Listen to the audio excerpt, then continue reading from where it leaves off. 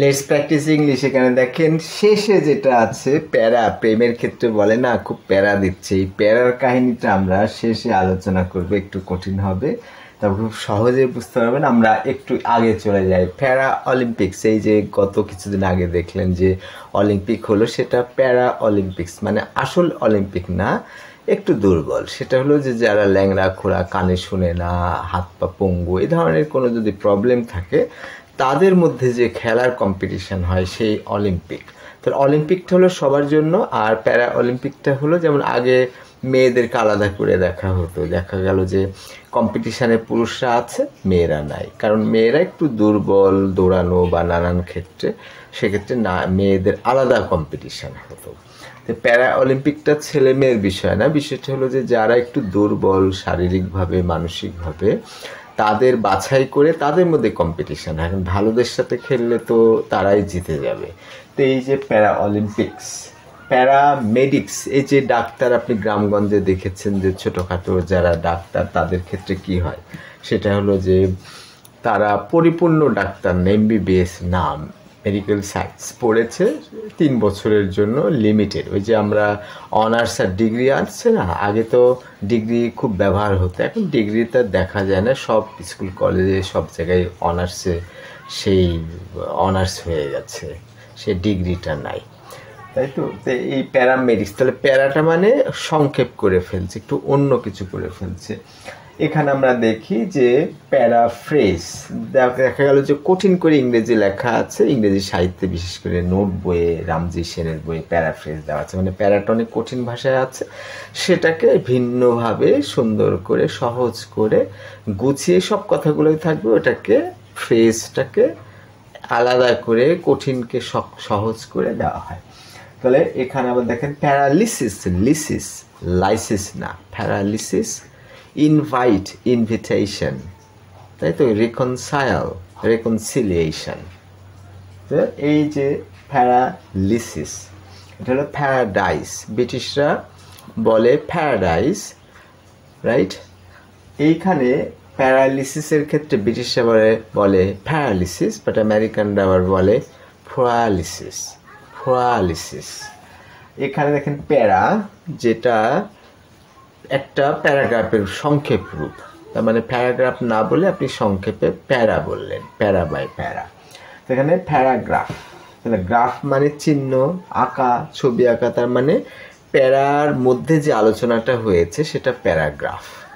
তাহলে প্যারাগ্রাফকে যদি আপনি বিড়াল ধরেন, তাহলে রচনাকে আপনি বাঘ ধরবেন, তার মানে কি রচনাটা অনেক বড়।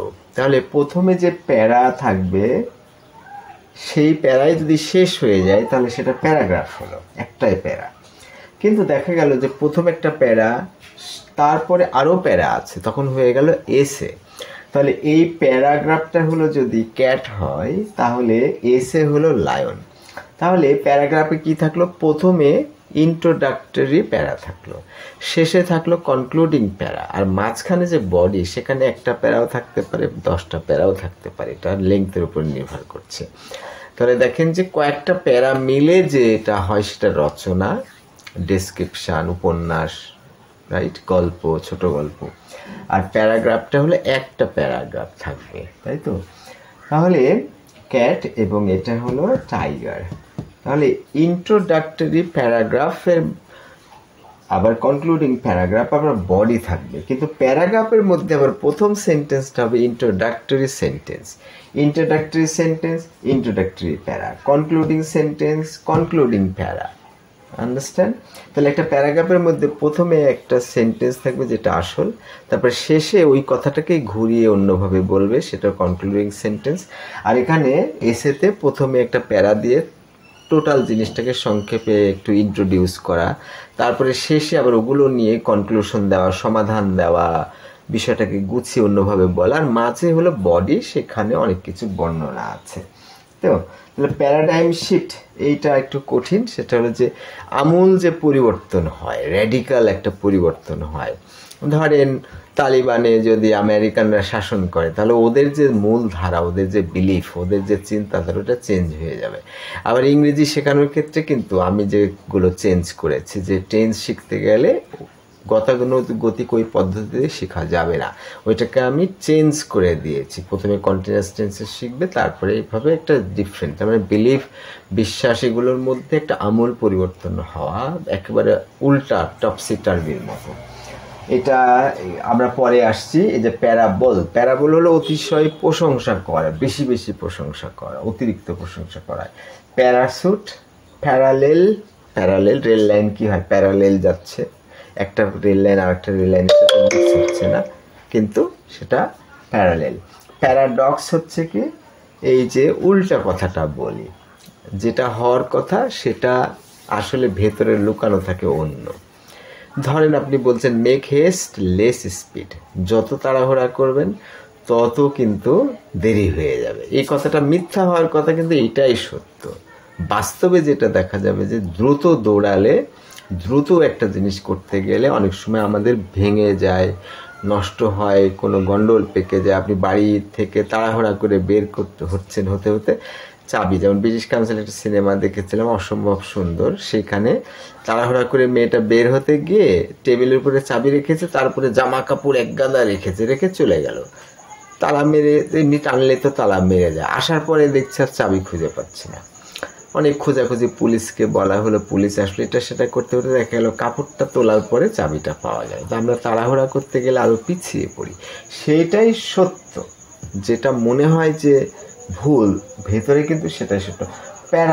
প্যারামিটার একটা নিয়ামক থাকে, যে কি জিনিস দিয়ে মাপবেন একটা মানুষ ভালো মানুষ কিভাবে আপনি বুঝবেন, তার তো অনেকগুলো দিক। আপনি নামাজ পড়ে কিনা প্যারামিটার, রোজা করে কিনা প্যারামিটার, মানুষের ক্ষতি করে কিনা এটা প্যারামিটার। তাহলে বিভিন্ন ডাইমেনশানে বিভিন্নভাবে আপনি এটা পরীক্ষা করে দেখছেন। প্যারাফ্রেজে বলেইছি, একটা প্যারা লেখক লিখেছে কঠিন ভাষা, আপনি সুন্দর গুছিয়ে অন্যভাবে ওই কথাগুলো সবই থাকলো, আপনি অন্য সহজ ভাষাতে আপনি প্যারাফ্রেজ করলেন। এটা প্যারা বাই প্যারা, তাহলে একটা sentence by sentence, line by line আমরা বলি না, para by para, line by line, sentence by sentence. তাহলে আমরা এখানে চলে আসি যে প্যারা ইন রিলেশনশিপ, বলে না যে খুব প্যারার মধ্যে আছে রিলেশনশিপ, স্বামী খুব অত্যাচার করে বা ওয়াইফ খুব অত্যাচার করে, বয়ফ্রেন্ড খুব অত্যাচার করে বা গার্লফ্রেন্ড খুব অত্যাচার, প্যারার মধ্যে আছে। আসলে এই প্যারা শব্দটা ওইভাবে ব্যবহার হয় না, আমাদের বাংলাদেশে ব্যবহার হয়। এটা আসলে প্যারা ইন রিলেশনশিপসটা হচ্ছে প্যারা সোশ্যাল রিলেশনশিপস। তার মানে এটার মধ্যে নার্সিসিজম আছে, এর মধ্যে ম্যালিগনেন্ট নার্সিসিজম আছে। তার মানে একজন ভালোবাসে আর একজন বাসে না, প্যারা সোশ্যাল রিলেশনশিপ। তার মানে আপনি একপাক্ষিক প্রেমের কথা বলছেন, কিন্তু একপাক্ষিক প্রেমের সাথে পার্থক্য আছে। সেটা হলো যে প্রেম মানে দুইজনের মধ্যেই হয়েছে, একেবারে একপাক্ষিক প্রেম না, দুইজনের মধ্যে প্রেম হয়েছে, কিন্তু একজন হয়তো টাকার লোভে প্রেম করছে, আর একজন মজা করার জন্য প্রেম করছে, এরকম একটা জটলা হয়ে যায়। তখন হয় কি, যে টাকার লোভে প্রেম করছে সে তো সবসময় রিলেশনশিপের মধ্যে টাকার ধান্দা করবে। তার মানে একটা সম্পর্কর মধ্যে জটলা হয়ে যায়, একজন ভালোবাসে আর একজন বাস্তবে বাসে না। তখন কি করে, ওকে কষ্ট দেয়। এই যে একপাক্ষিক ভালোবাসা, আপনি স্বামী স্ত্রী, বয়ফ্রেন্ড গার্লফ্রেন্ড, ঠিক আছে, ওর মধ্যে ভেজাল নেই, কিন্তু ভেতরে দেখা যাবে ভালোবাসাটা খুব একটা নাই, একপাক্ষিক ভালোবাসা।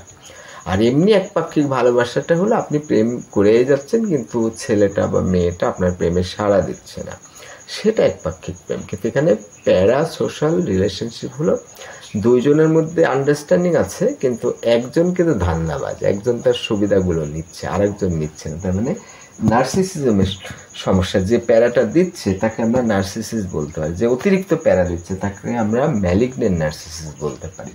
তাহলে একটু বুঝেন, প্যারা অলিম্পিক্স, প্যারামেডিক্স, এখানে দেখেন 231টা শব্দ আছে একটা ডিকশনারিতে, প্যারা এই, প্যারা সেই, প্যারা এই, অনেকগুলো, অত দরকার নেই। প্যারাডাইস, প্যারাগ্রাফ, এসে, paradigm shift, parable, parachute, parallel, paradox, parameter, British মিছা, American TER, paraphrase, para by para, line by line, and paradigm shift একেবারে আমূল পরিবর্তন, যেটা প্যারা ইন রিলেশনশিপ, একজন আরেকজনকে কষ্ট দিচ্ছে কারণ সে ওই রকম ভালোবাসে না, একজন বেশি ভালোবাসে, আরেকজন তেমন একটা বাসে না। সেই যে কষ্ট দেওয়াটাকে এখানে ওই বোঝানো হয়েছে, যেটা নার্সিসিস্ট নিজেকে ভালোবাসে, অপরকে ভালোবাসে না, নিজের ধান্দাটাই বেশি, নিজেই ভুল করে না কিন্তু সেই ভুল করে বেশি, লোক অপরজনকে দোষ দেয় বেশি। আর সেই মাত্রাটা যদি চরম হয় তাহলে সেটাকে ম্যালিগন্যান্ট নার্সিসিস্ট বলে। Thank you.